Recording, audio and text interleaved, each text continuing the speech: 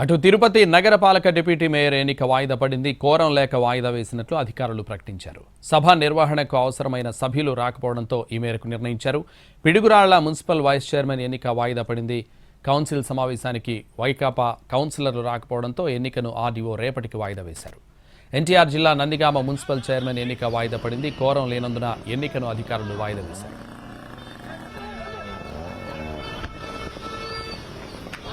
తిరుపతి నగరపాలక deputy mayor ఎన్నిక వాయిదాకు సంబంధించి మరింత సమాచారం మా ప్రతినిధి కార్తిక్ అందిస్తారు. కార్తిక్.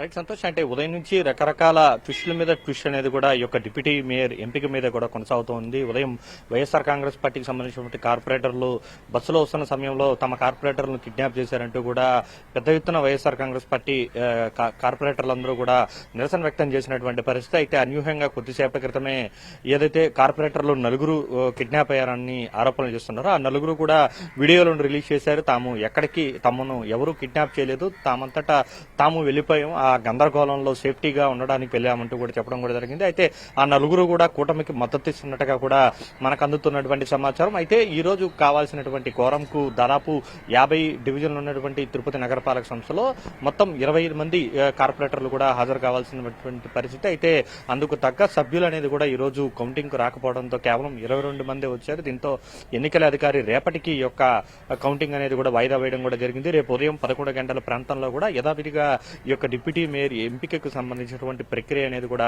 కొనసాగుతూనే ఉంటుంది. అయితే అంతకంటే ముందుగానే ఈ రోజు తెల్లవారుజాము నుంచి ఇప్పటి వరకు కూడా తీవ్రమైనటువంటి గందరగోళం మధ్య ఈ యొక్క ఎంపిక అనేది కూడా కొనసాగుతుంది. వైపు కొద్దిమంది వైఎస్ఆర్ కాంగ్రెస్ పార్టీ కార్పొరేటర్లందరూ కూడా వైఎస్ఆర్ కాంగ్రెస్ పార్టీని కాదని చెప్పి టీడీపీకి మద్దతుగా వెళ్లడం కూడా జరిగింది. అలా మద్దతిస్తున్న వారి సంఖ్య దాదాపు ఇప్పుడు ప్రస్తుతం 24కు చేరింది. ఎమ్మెల్యేతో ఎక్సెప్షియా మెంబర్ తో కలుపుకుంటే ఓటు కలుపుకుంటే దాదాపు అది 26కు చేరుతున్నటువంటి పరిస్థితి.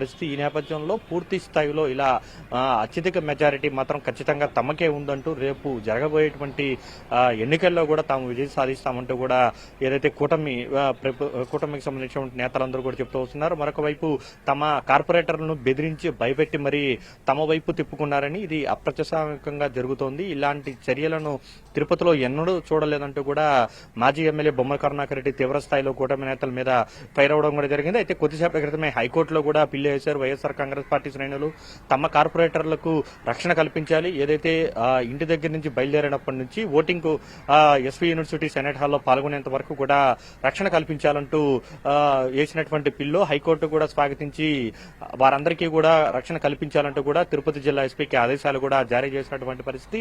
ఇలాంటి తీవ్రమైనటువంటి గందరగోళ పరిస్థితుల్లోనే ఈ రోజు అయితే సరైనటువంటి కోరం అనేది లేకుండా కేవలం 22 మందే మాత్రమే ఉండడం కారణంగా రేపటికి ఈ యొక్క కౌంటింగ్ ప్రక్రియ అనేది కూడా వాయిదా వేయడం కూడా జరిగింది. అయితే ప్రస్తుతం కిడ్నాప్ అయినటువంటి వారందరూ కూడా తాము క్షేమంగా ఉన్నాము, తాము ఎక్కడికి వెళ్లలేదు, రేపు కౌంటింగ్ లో పాల్గొంటున్నాము అని చెప్పినటువంటి నేపథ్యంలో ఆ నలుగురు కూడా కూటమికి మద్దతు ఇస్తున్నట్టుగా కూడా తెలుస్తుంది. ప్రస్తుతం ఆ కూటమి సంఖ్య 22 ఉన్నారు. మరొక ఈ యొక్క 4 కార్పొరేటర్లను కూడా కలుపుకుంటే 26 అవుతుంది.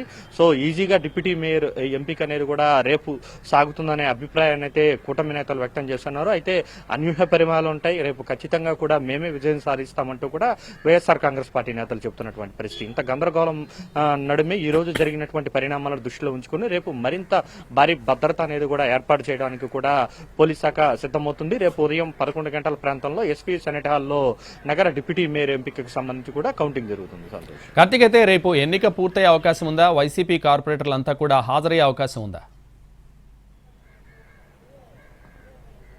ఖచ్చితంగా ఏదైతే రేపు ఈ చాలా సులువుగానే ఈ యొక్క ఎన్నికల ప్రక్రియ అయితే కొనసాగుతుందని చెప్పుకోవచ్చు. అయితే ఇప్పటికే మొత్తం 50 డివిజన్లు ఉంటే దాంట్లో 47 మాత్రమే ఉంది. ఇక ఎక్సఫిషియా మెంబర్లుగా ఉన్నటువంటి వారందరినీ కూడా కలుపుకుంటే 50 మంది సభ్యులు ఉండాలి. దాంట్లో కోరంకు సంబంధించి 25 ఉండాలి. ప్రస్తుతానికి కూటమికి మద్దతు ఇస్తున్న వారి సంఖ్య 21, ఎమ్మెల్యే ఓటుతో ఎక్సఫిషియా ఓటుతో కలుపుకుంటే 22 మంది కూటమికి మద్దతు ఇస్తున్నటువంటి పరిస్థితి. మిగిలిన వారందరూ కూడా వైఎస్ఆర్ కాంగ్రెస్ పార్టీకి ఉన్నారు. అయితే అనూహ్య పరిణామాల నేపథ్యంలో ఈ రోజు తెల్లవారుజామున బస్సులో వస్తున్నటువంటి నలుగురు కార్పొరేటర్లు కూడా కనిపించకుండా పోయారంటూ కూడా చెప్పారు. అయితే వారిని కిడ్నాప్ చేశారంటూ కూడా వైఎస్ఆర్ కాంగ్రెస్ పార్టీ ఆరోపణలు చేస్తున్నప్పటికీ వాటన్నిటిని కూడా కొట్టిపారేస్తూ ఆ కార్పొరేటర్లే స్వయంగా ఒక సెల్ఫీ వీడియోలు అనేది కూడా రిలీజ్ చేశారు. మేము ఎక్కడికి మమ్మల్ని ఎవరు కిడ్నాప్ చేయలేదు, మేమందరం కూడా క్షేమంగా ఉన్నామంటూ కూడా వారు కూడా సెల్ఫీలు వీడియో విడుదల చేయడం కూడా జరిగింది. అయితే ఆ నలుగురు కూడా ప్రస్తుతం రేపు ఓటింగ్ కి పాల్గొంటామని చెప్పినటువంటి నేపథ్యంలో రేపు చాలా సులువుగానే ఈ యొక్క డిప్యూటీ మేయర్ ఎంపిక అనేది కూడా